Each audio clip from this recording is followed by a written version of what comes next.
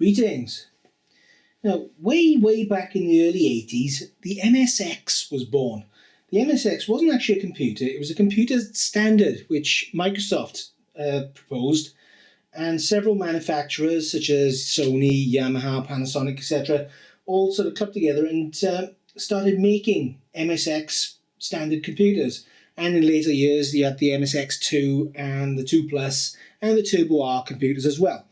Now, they came in various shapes, sizes and configurations. Some had one cartridge slot, some had two, some had three. Some had a built-in tape drive, some had a floppy drive, some had two floppy drives. Some were built around the keyboard, some had a separate keyboard. And some also had other features such as enhanced audio capabilities or special video capabilities. And that's what we're looking at today. This is a Sony HB-G900P. Not sure how old it is, but it's released in about 1985. In fact, I think it was released in 1985, so it's up to 30 years old. Hopefully there'll be some clues to the exact age inside. We'll take a look later on. Now, for a machine that came out about 3 years after a ZX Spectrum, the graphics aren't too bad. And the sound chip's the same family as that of the Amstrad CPC 464, Spectrum 128, and the Atari ST, which is why it sounds like an Amstrad CPC or Spectrum 128 or an Atari ST.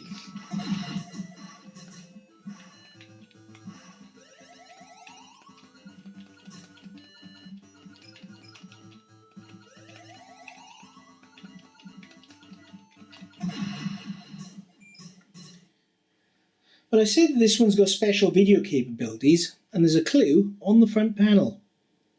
It's got a genlock built in. What's a genlock? Easiest thing to do is to show you.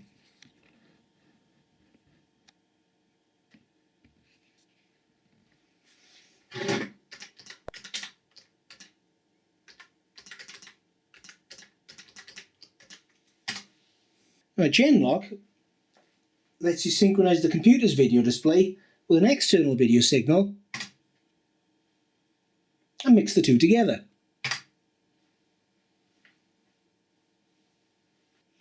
This machine does it by switching the blanking signal in the SCART lead. Normally when this is low, the TV uses the composite video signal.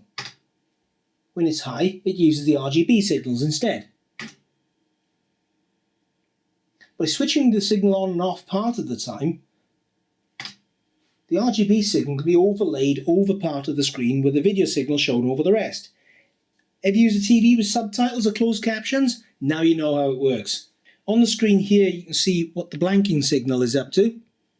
Where it's black, it's showing the video. Where it's white, this is the actual blanking signal on, it's showing the graphic display. Incidentally, not all TVs do a very good job of handling the blanking signal, which is why I'm showing the computer output on the Panasonic and not the LG. This machine's got other features as well. It's got basic instructions built in that let it control a Sony Laserdisc player, so it can select and mix video sequences and stills from the Laserdisc with overlaid text or graphics from the computer. Now, I'd have to take my old quiz machine apart to demonstrate that, not to mention write even more stuff in MSX Basic, so I'm not going to. Right, that's the MSX demo done. Let's take a look around the machine and then take a look inside. Okay, on the front we've got a cartridge slot. We've got some indicators which show whether it's whether the genlock has actually got a signal and whether it's displaying the computer or the video signal or both. Floppy drive, room for a second floppy drive. There's reset button, obviously power on and off. The computer's got its own, there's a volume slider here to adjust the volume. Two joystick inputs, which will take a standard joystick. I don't have a standard joystick, I've got one of these things, and unfortunately only one of the buttons works with this. So if you need anything with a second button, it's some I think second buttons tend to be non-standard anyway, and whatever standard this is, it doesn't like this control at all. So I've just got the one button, and we've got a 13-pin connector. Let's bring that up. There we get some light into that. Or it's just an inky blackness. Come on, focus, focus, focus. Just about to see. It's there we go. You can see it's a 13-pin DIN. I've seen these before. I think Atari used them either for a disk drive connector or for a video connector. They used these weird 13-pin DIN connectors. And obviously that's the keyboard. Round the back we have another cartridge port, same as the one on the front. There's a tape connector, which is an 8-pin DIN connector this time. We have audio in and audio out. We've got what's marked up as a ref in, which is the video input, which you saw my other camcorder hooked up to earlier on, and that works in conjunction with the audio. And when you're actually switching the input and the out between, when you're switching the output between video and superimposed video and the computer video, you can also mix the computer audio and the audio input as well, and that can be a separate mix. You could be listening to audio, watching the computer, watching a mix, listening to the audio. You can do all sorts of, you can mix completely independently your video mix and your audio mix. There's a video interface here which has some of the connections from the SCART socket here, and this is, I believe, it's for connecting a digitizer, so you can actually sample the images instead of just genlocking over them. So it's got various connections in here. There's RGB, there's video in, video out, and various data signals as well. In fact, this is where I got the blanking signal for earlier on to display on the other screen. We've got SCART socket, standard SCART socket as I mentioned earlier on. Various jump buttons here. This one will toggle this as being crossing over, so you haven't got to use the null modem cable. You can use this to determine which way around this is wired. This selects the output between an RGB output and a 5-volt, I think, output. I do have another monitor which I think will display that, and I can't remember. I'd have to look in the service manual as to whether that then outputs through there or through here. I think that second signal comes through here. And we've got a choice between interlaced and non-interlaced mode. Although through RGB you don't see an awful lot of difference. It just seems to display pretty much the same. There's a printer port at the bottom for attaching I think a parallel printer. Again, I'll have to look at in the manual. I mean, there's just about enough pins in there, I think. And we've got, as I said, we've got the serial connector for connecting to Laserdisc, modem, whatever, and we've got the mains coming in, 220 to 240 volts, 50 hertz, 35 watts. So that's outside the unit. Let's pop the lid off. I may as well start by taking apart the keyboard to show you how that works. As you can see at the back, it's got a fairly simple circuit board. Nothing smart about this, it's just a few logic chips on the back. On the front then, we've got these pads, exposed track points for taking conductive rubber buttons on the keys themselves, which you can see are on this array here. As you press them, you've got these little rubber buttons. Let's just zoom in on that.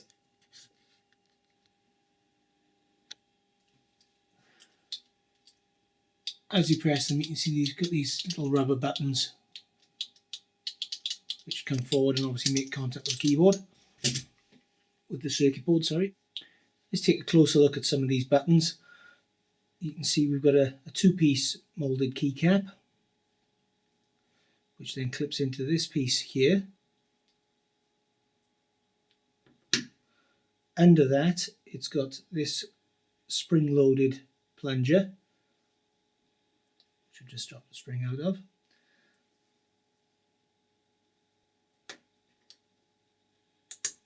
So that sits like that.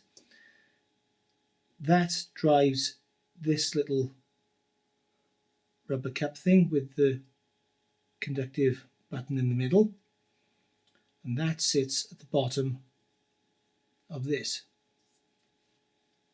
So this sits squarely Obviously when they do these in the factory they don't use one hand.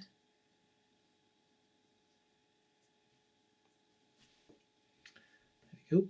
So that clips then in there, and that is your key. So all of these are then simply snapped into place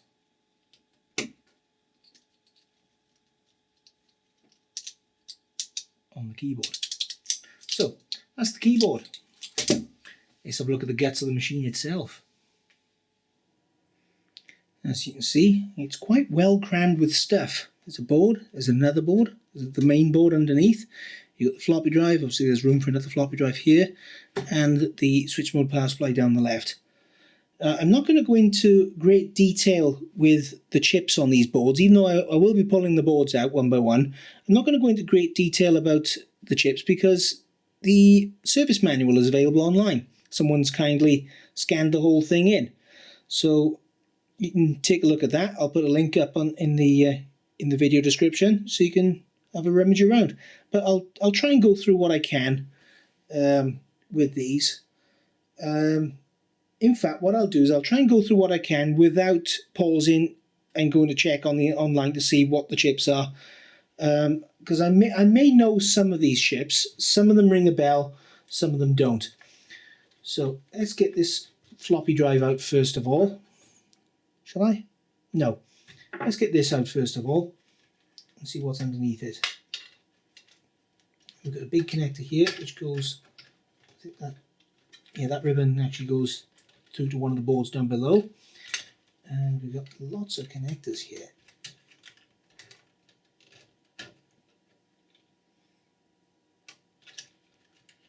Some of which seem identical, whether they are identical or whether they just rely on the fact that they're so far apart that you can't connect them the wrong way around. I don't know.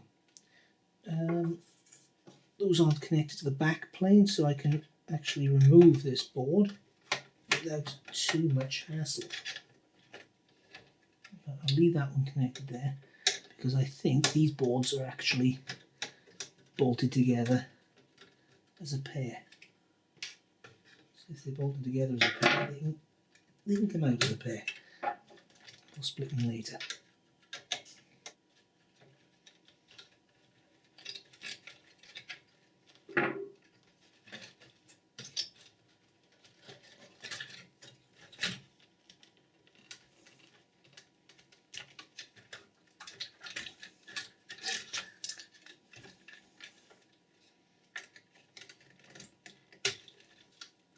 And there we go. This is our first pair of boards. Oh wow!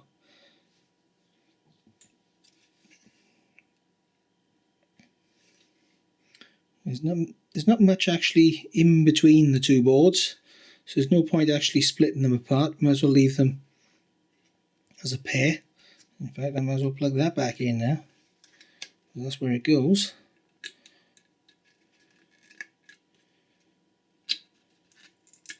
So we've got the SG-106 board, which appears to deal with... did it deal with capture? Yes, it's got the capture connection as well. So the Genlock signal comes in through here. There's various glue logic. 13776, that rings a bell. I can't remember. I'm not sure if that's some sort of video sync separator. I can't remember. It's a blast from the past, but I can't remember what it is. No idea what that is. That's some sort of custom Sony chip. And there's various glue logic as well. And there's I'm not sure what that chip is as well. I do seem to be wandering off screen. I do seem to be wandering off screen a bit here, even though I'm using the LG at the moment so I can see exactly what I'm looking at, and still I should be paying more attention. So here's the board. There's a lot of LS series logic, and as I said, the UPC 1377C. Oh, there's a bit of there's a bit of CMOS in here as well. And I think, now would that be a relay?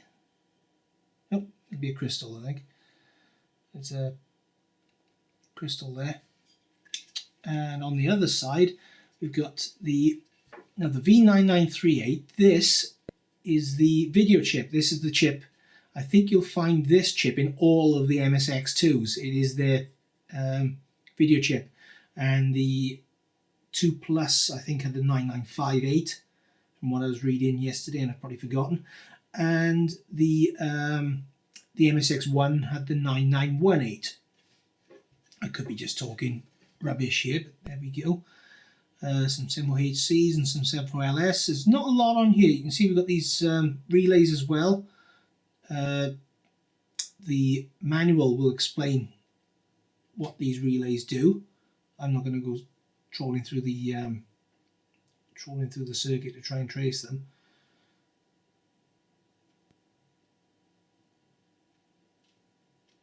So that is this is basically your graphics card,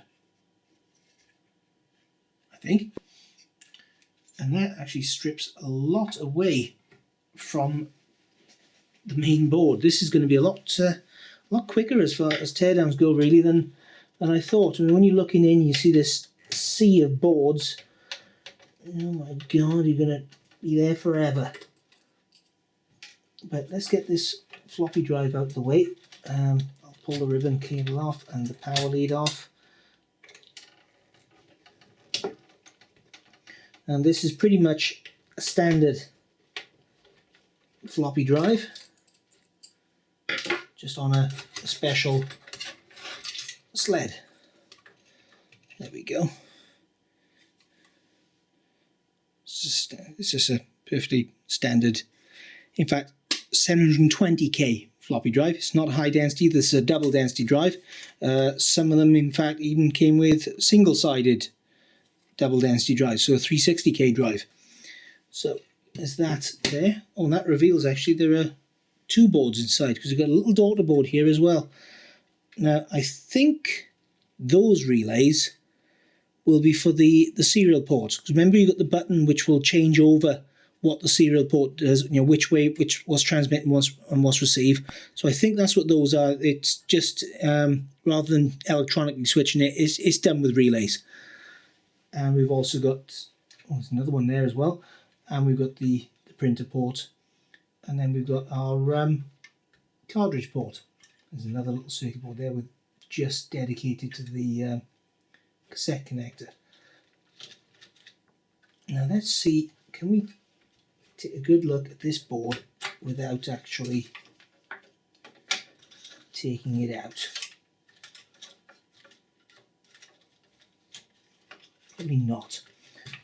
In fact, probably yes actually, but I need to take this cross brace out of the way, and then we'll be able to see what makes the rest of it tick. And I just found one chip I recognise already.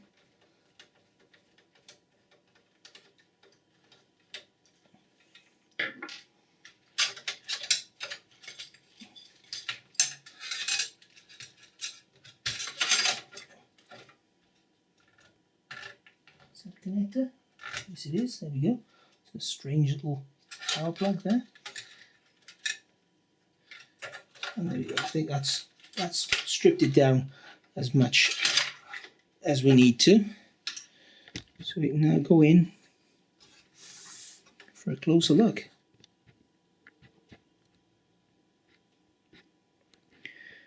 And we've got various ROMs here. There's a utility ROM, which I think this is the ROM which has the extra video capabilities and the Laserdisc capabilities, and then you've got the main program ROM as well. What else we got here? We've got this is a YM2149F, and this is actually the sound chip. It's a pin compatible version of the AY38910, which is the one where you got the 10 and the 12 and the 14, I think, is the other one. And they're different versions of the same chip, just with different parallel connections and different pin sizes. But this one can be used as a direct replacement for an 8912, an 8910, sorry. But if you use it as itself, there's an extra pin on there which I believe you can double up the data rate, so it's got like double the speed, if you like, or whatever, of a standard one. It's got some extra features. So I believe this is the actual one they use in the Atari ST, with the 8912s and 10s and whatever used in the CPC and the Spectrum and various others. D780C, which I believe is just a rebadged Z80. I see a Western Digital chip here. That's we finished over this section. Yeah, I think we have. These obviously you can see these are just masked ROMs. And this one is just a plastic cased EEPROM, so you can't erase it because you can't get the light into it. Let's move over this way a bit. Nothing much to see over that side, it's mainly connectors. We've got an 8255, which is it's a versatile interface adapter or something like that, I think it is. It's to do with they'll use that for parallel connectivity and things like that. Google it. Some weird Sony CXD, so some digital chip or other. Again, it'll be in the service manual. WDC chip, Western Digital. Now that'll be the for the floppies, I should think. I'd be surprised if it wasn't. What else have we got in here? Obviously there's a bit of glue logic. There's always glue logic in these things. And some presets. There's various pots and things in here which can be tweaked. You can adjust the calibration on them, and the service manual will tell you what to do, how to do that. Now, way down here, let's just spin the machine around. You can see there's a manky old real-time clock battery. These things do have a real-time clock, and this one isn't keeping it. It's got some settings which you can save after, and it'll survive a reboot. For example, you can have a boot up password. You can offset the screen. I've had to tweak the screen offset slightly to bring it more to the right because it was way too far off to the left. And it'll actually store those and save them, and they'll survive a power outage. And there's another chip down there as well. Can I shed some light on that?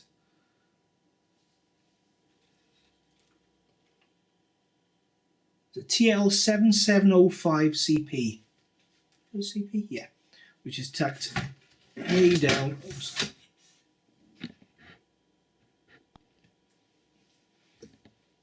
Just there. You can just see the pins on the edge of it there.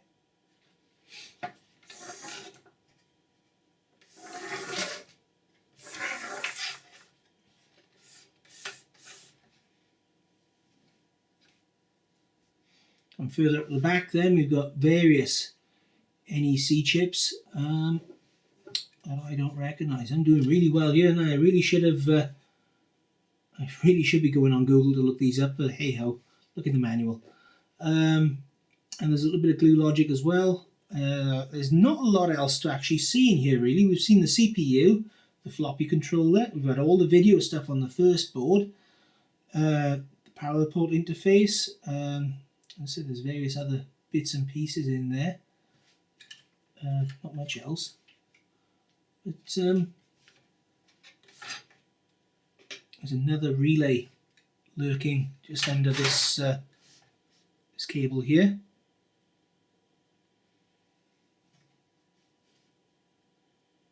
And that's pretty much it. Obviously, on the left, then we've got a switch mode power supply. Do you want to see inside the switch mode power supply? Nah, looks too much of a potch to get it out. So I think I'll leave the switch mode power supply where it is. And that is pretty much it. you've now seen inside an early MSX. Oh, that's what I was going to do. I was going to look to see what age this thing is by looking at the date codes.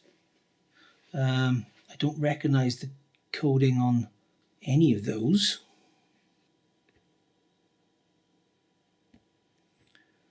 There'll be something in here. There we go. 15th week of 85.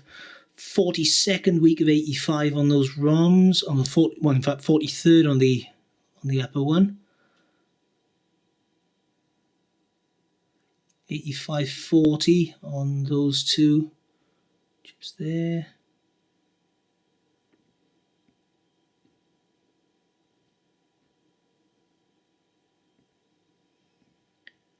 Any advance on the 40th week of 1985? 45th week. Nope, it's 84, sorry. Yeah, I'm saying late, right at the end of 1985. Just check inside the lid and there's nothing in there. So giving a manufacture date, so yeah, I reckon late 85, early 86. So it's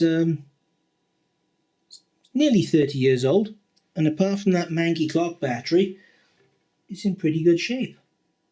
Well, it was until I took it apart. Hopefully I can get it back together and it'll still work.